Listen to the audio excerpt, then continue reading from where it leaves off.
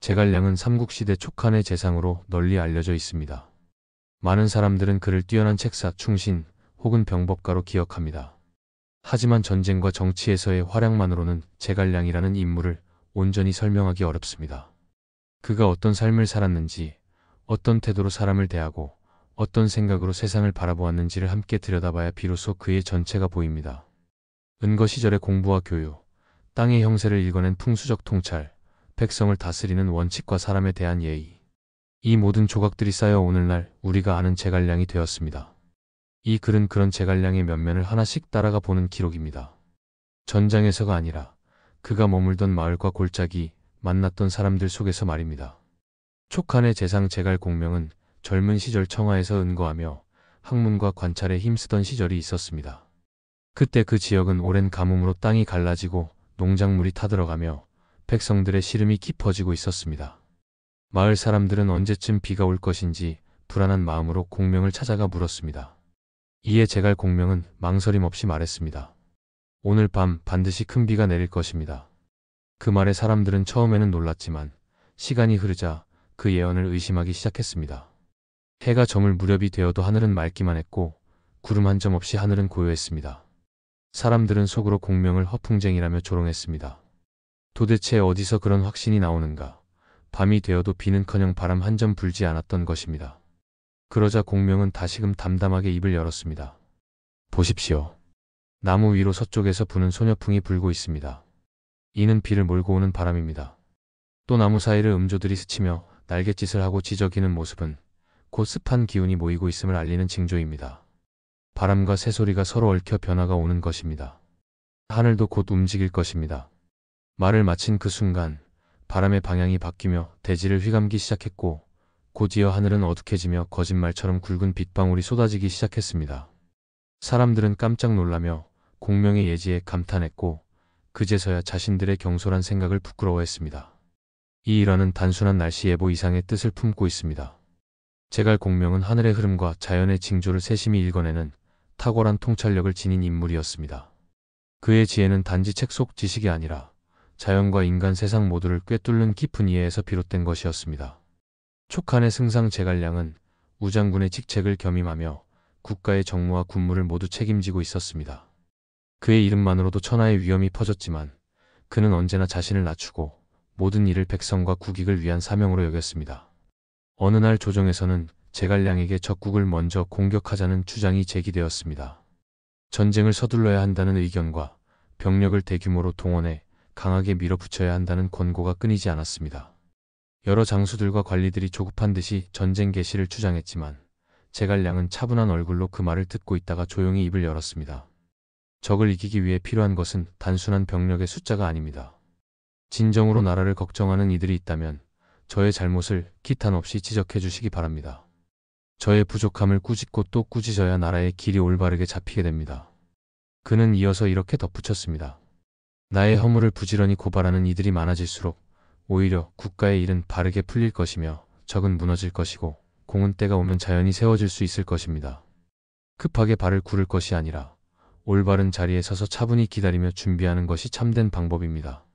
이 말을 들은 신하들은 크게 감복했고 자신의 공로를 앞세우려 하기보다 공공의 뜻을 따르는 승상의 태도에 깊은 신뢰를 갖게 되었습니다. 제갈량의 이러한 태도는 그가 단지 지략과 전술에 능한 인물이 아니라 바른 정치의 길을 아는 지도자였음을 보여줍니다. 그는 적을 물리치기 전에 먼저 스스로를 바로잡고 백성의 마음을 얻는 것이야말로 가장 강한 무기라는 것을 알고 있었습니다. 삼국시대 촉한의 재상이자 승상이었던 제갈량은 북벌을 앞두고 수많은 고뇌와 결단을 안고 하루하루를 보내고 있었습니다. 그는 단순히 적을 무찌르는 데 그치지 않고 한실의 부흥이라는 이상을 실현하고자 했습니다. 그런 깊은 뜻이 응축된 장소가 바로 주필력이었습니다. 주필력은 지금의 중국 사천성 광원현 북쪽에 위치한 곳으로 제갈량이 실제로 병법과 작전 계획을 구상했던 유서 깊은 장소로 알려져 있습니다. 이곳에서 그는 조정의 만류와 중신들의 우려에도 불구하고 스스로의 책임을 다하고자 북벌을 결심했고 그 결의를 담아 출사표를 지었다고 전해집니다. 출사표는 단지 군대를 이끌고 떠난다는 문서가 아니었습니다. 그것은 한 사람의 신하로서 백성을 대신해 천하의 혼란을 바로잡고자 한 마지막 충정의 표현이었습니다. 제갈량은 출사표에서 유선을 향해 거듭 자신의 무능을 자책하고 조정의 부패를 바로잡기 위한 고군분투의 정당성을 조심스럽고 절절하게 호소했습니다. 주필력은 그렇게 한 인물의 의지와 철학, 충성과 책임이 응축된 상징적인 장소가 되었습니다. 오늘날에도 이곳에는 제갈량의 자취를 기리는 비석과 사당이 남아있으며 수많은 이들이 그가 남긴 충성과 지혜를 기리기 위해 발걸음을 멈춥니다. 제갈량의 출사표는 이후 후세에 걸쳐 충신의 표본이라 불릴 만큼 깊은 감동을 주었고 그 출발점인 주필력은 단순한 지명이 아닌 역사의 현장이자 정신의 유산으로 기억되고 있습니다. 건흥 12년 가을이 깊어가던 8월 촉한의 승상 제갈량은 오장원 전선에서 마침내 병을 이기지 못하고 54세의 나이로 생을 마감했습니다. 그가 세상을 떠났다는 소식은 천리를 넘어 성도까지 빠르게 전해졌고 조정은 물론 백성들의 마음을 무너뜨렸습니다. 그 충격은 남녀노소를 가리지 않고 나라 전체를 비탄의 물결로 몰아넣었습니다. 특히 당시 총나라의 부녀자들은 제갈량의 죽음을 마치 자신의 가족을 잃은 듯 깊이 애도했습니다. 촉지의 기록에 따르면 이들은 장례 기간 동안 상례에 따라 복머리를 올렸다고 합니다. 이는 의례의 사상례에 나오는 엄격한 상중의 예법으로 여인이 실내에서 머리를 아무렇게나 끌어올려 상투처럼 뭉친 모양으로 만드는 것을 의미합니다. 단정한 머리 모양을 풀고 흐트러뜨린 채 급하게 틀어올려 결속하지 않은 상태로 두는 것은 죽음을 맞이한 사람에 대한 깊은 슬픔과 절절한 존경을 상징합니다. 이러한 복머리는 단지 형식적인 의례가 아니라 그들이 제갈 공명을 향해 품고 있던 진심 어린 존경과 애도를 상징하는 표현이었습니다. 그 어떤 명령이나 강요도 없이 자발적으로 자연스럽게 이루어진 행동이었기에 더더욱 그 무게와 진실성이 컸습니다. 당시 여성들은 공명이 계셨기에 우리 집이 있었고 나라가 있었고 삶이 평안했습니다. 라고 말하며 상주가 아닌 이들까지도 복머리를 틀고 조용히 눈물을 흘렸다고 전해집니다. 그는 단순한 재상이 아니었습니다. 백성들이 진심으로 믿고 의지한 나라의 등불 같은 존재였습니다. 이 일화는 제갈량이라는 인물이 군사적 지략가나 행정가로서만 평가되어서는 안 된다는 점을 분명히 보여줍니다. 그는 백성의 마음에 뿌리내린 어진 정치가이자 충성과 인애의 상징이었습니다. 죽은 뒤에도 그의 이름은 슬픔과 함께 불리었고 백성들은 그를 살아있는 듯 대하며 오랫동안 기렸습니다. 고대 병서 가운데 신비로운 색채를 지닌 책이 하나 있습니다. 바로 음부경입니다.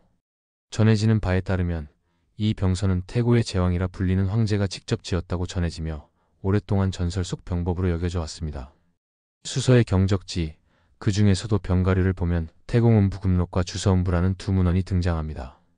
이 두 책은 태공망 여상부터 시작해 법녀와 기곡자, 장량, 제갈량, 그리고 당대의 병법과 이전에 이르기까지 병법과 도술, 전략을 깊이 통달한 6명의 인물이 이 고서를 해석하고 주석을 달았다고 전해집니다. 따라서 태공음부라는 이름은 단지 한 인물의 병서가 아닌 고대에서 중세까지 이어진 병법 전통의 정수로 여겨졌습니다. 특히 이 가운데 제갈량이 언급된다는 사실은 매우 흥미롭습니다. 비록 그가 이 책의 직접적인 저자도 주석자도 아니라는 설이 많지만 후세의 병법 전통에서 제갈량이 그만큼 높은 경지에 오른 전략가로 인식되었음을 보여주는 단서입니다. 그는 단순히 촉한의 군사적 지도자에 그치지 않고 도가적 사고와 음양오행, 천문과 지리에까지 통달한 성인 군사로 여겨졌습니다. 그래서 후대의 병법가는 그를 음부경과 같은 고대 병서의 해석자 중 한 사람으로 자연스럽게 포섭했던 것입니다. 하지만 오늘날 학계에서는 음부경이 당나라 때의 병법가 이전에 의해 지어진 위작일 가능성이 높다고 보고 있습니다. 이전은 이 병서를 여산노모라는 도가적 신비 인물에게서 전수받았다고 주장했지만 내용과 문체, 문헌적 근거 등을 따져보았을 때 그의 창작이라는 설이 유력합니다. 그럼에도 불구하고 음부경에 제갈량의 이름이 등장한다는 사실은 그 자체로 하나의 상징이 됩니다.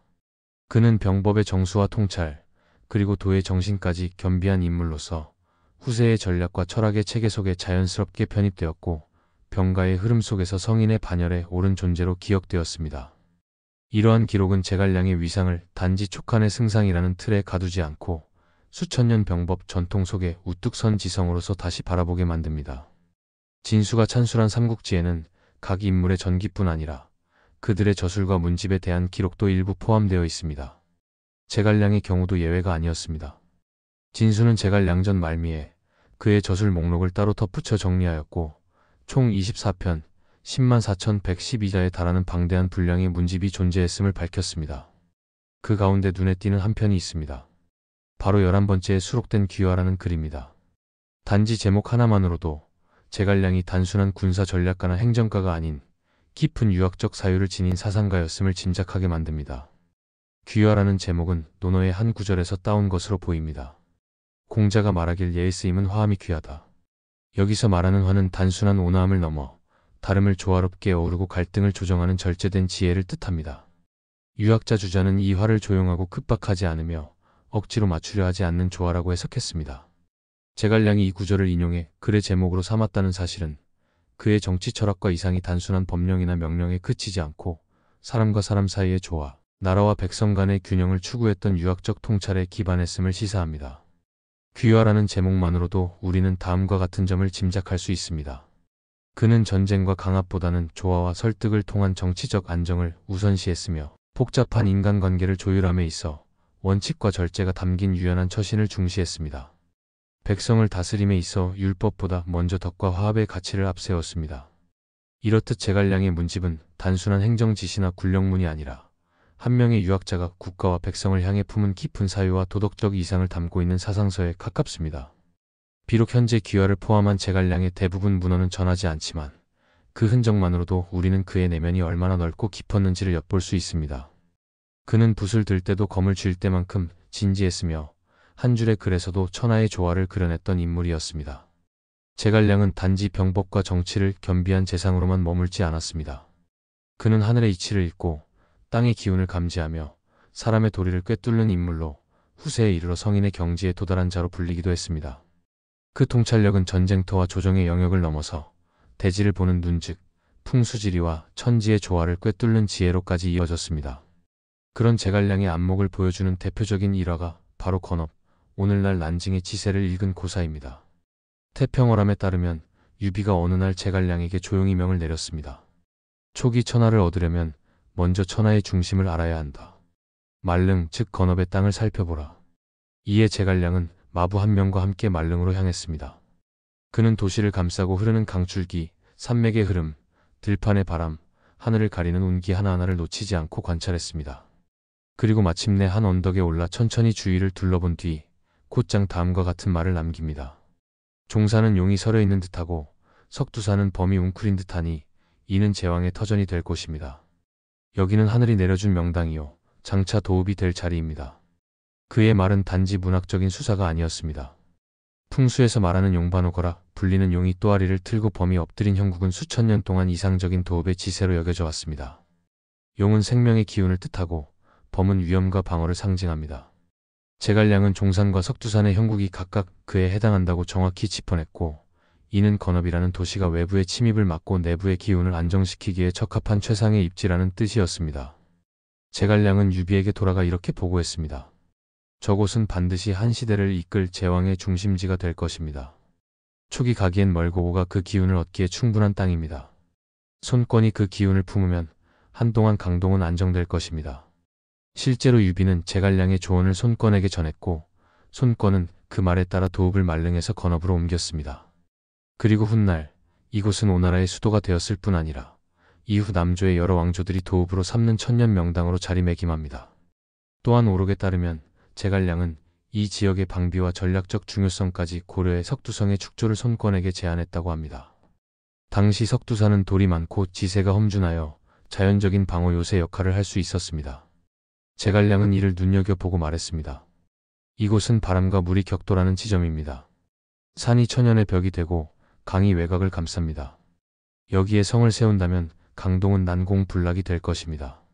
손권은 이 제안을 받아들여 실제로 석두성을 쌓았고 이는 훗날 오나라를 방어하는 핵심 거점이 되었습니다. 이처럼 제갈량의 한마디는 단지 풍수 해석을 넘어 천하의 정치 지형을 바꾸는 결정적인 시발점이 되었습니다. 이 일화는 비록 후대 문헌에 수록된 전설적 요소를 포함하고 있지만 그 상징성과 의미는 작지 않습니다. 후세의 수많은 인물들이 수도를 정하거나 국군을 점칠 때 늘 건업의 지세와 제갈량의 말을 떠올렸으며 실제로도 난징은 이후 오나라, 동진, 송, 제, 양, 명나라 등 여러 왕조의 도읍으로 사용되며 동남 방면의 정치 중심지가 되어 왔습니다. 즉 제갈량은 이 일화에서 한 도시의 미래를 읽은 예언자이자 지리와 정치를 통합적으로 꿰뚫은 대전략가로서 다시 한번 평가받습니다. 그의 눈에 비친 세상은 단지 지금의 전황이 아니라 천년 뒤의 흐름까지 담겨 있었던 셈입니다. 삼국시대 파촉 지방은 말 그대로 천엄의 땅이었습니다. 사방이 산과 절벽으로 둘러싸여 있었고 험준한 지세는 외부의 침입을 막아주는 천연 요새였으며 동시에 내부에서의 기동조차도 어렵게 만드는 양면성을 지닌 땅이었습니다. 바로 이곳에서 제갈량은 촉한의 터전을 다졌고 그 불리한 지형을 전략적 무기로 바꾸는 안목과 실행력을 보여주었습니다. 당시 파촉 지방으로 통하는 길은 대부분이 잔도, 곧 산비탈이나 절벽 사이에 나무로 만든 가교를 연결해 통행하는 길이었습니다. 이는 목숨을 걸고 이동해야 하는 위험한 길이었지만 제갈량은 이 험로를 포기하지 않았습니다. 오히려 그는 그 길을 지리적 고립이 아니라 전략적 우위의 기초로 삼았습니다. 제갈량은 잔도를 단순한 이동 통로로만 보지 않았습니다. 그는 병참선으로, 보급로로, 심지어는 적의 접근을 차단하는 역방향 장벽으로도 바라보았습니다. 촉은 내륙 깊숙한 지역에 있었고 사방이 협곡과 산맥으로 둘러싸여 있었기에 어떤 군사 작전도 지형을 이해하지 않고서는 불가능했습니다. 제갈량은 이 구조를 역으로 활용해 작은 병력으로도 큰 효과를 낼 수 있는 전략적 요충지로 전환시켰습니다. 그 중에서도 특히 주목할 만한 장소가 바로 철산이었습니다. 지금의 사천성 정연현 동북부에 해당하는 이 지역은 산세가 험할 뿐 아니라 풍부한 철광 자원을 품고 있는 곳이었습니다. 제갈량은 이 철산에서 병기 제작을 직접 지휘하였다고 전해집니다. 그는 수도 성도에서 멀지 않은 이 철산의 자원을 효율적으로 활용하여 무기와 방패, 철제 마구, 전차 부속 등 전쟁 준비에 필요한 병기를 생산하게 했습니다. 험준한 잔도 너머 철산에서 마련한 군수물자는 다시 잔도를 따라 전략 거점에 분산 배치되었습니다. 이는 단순한 병기 생산에 그치지 않고 촉한 전체의 군사 기반을 강화하고 유지하는 생명줄이 되었습니다. 이러한 준비는 단지 북벌을 위한 예행 연습이 아니었습니다. 제갈량은 늘 미래를 준비하는 사람이었습니다. 언제 어떤 상황에서도 촉한이 독자적인 군사력을 유지할 수 있도록 자급자족의 기반을 다졌던 것입니다. 그가 철산에서 병기를 만들었다는 이 기록은 그가 어떤 이상론자나 청렴결백한 충신에만 머문 인물이 아니라 경제와 물자, 지리와 병참을 종합적으로 고려한 냉철한 실무가였음을 보여줍니다. 잔도는 하늘과 맞닿은 길이었고 철산은 대지를 울리는 힘의 원천이었습니다. 이 둘이 만났을 때 촉한은 고립된 내륙 국가가 아닌 지리와 자원, 전략과 공학이 하나로 결합된 진정한 군사국가로 거듭날 수 있었습니다. 그리고 그 중심에는 언제나 제갈량이 있었습니다. 길이 없는 곳에 길을 만들고 자원이 부족한 곳에 체계를 세운 이 지혜로운 재상의 손길이 척박한 파촉 땅을 철의 성벽으로 바꾸어 놓았던 것입니다. 삼국시대의 촉한은 산천에 둘러싸인 천연 요새 같은 땅, 파촉에 뿌리를 내리고 있었습니다. 그 중심에는 늘 지형을 꿰뚫는 사람, 제갈량이 있었습니다. 그가 만든 수많은 방어선과 보급로는 단순한 통로가 아니라 한 나라의 운명을 지탱하는 혈관이었습니다. 그 중에서도 가장 결정적인 요충지 중 하나가 바로 검각입니다. 검각은 오늘날 중국 사천성 검각현 동북쪽에 위치한 대검산과 소검산 사이의 협곡을 가리킵니다. 이 험준한 산맥 사이로 뚫린 좁은 통로는 고대로부터 천엽을 잇는 단 하나의 길목으로서 군사적으로 극도로 중요한 지역이었습니다. 이 길은 너무나 험해 평지에 군대가 쉽게 접근할 수 없었기에 고대에는 나무를 이어 만든 잔도를 설치해야만 통행이 가능했습니다. 그래서 이 지역은 단순한 통로가 아니라 천하를 가르는 생사의 분기점이자 제갈량이 직접 요새화했다는 전설로도 유명합니다. 사천 통지고비부에 따르면 후대 문인 장맹량은 아버지를 따라 촉 땅으로 들어온 뒤 이 검각의 위엄과 역사적 상징에 깊이 감명받아 한편의 비문을 지었습니다. 그것이 바로 검각명입니다.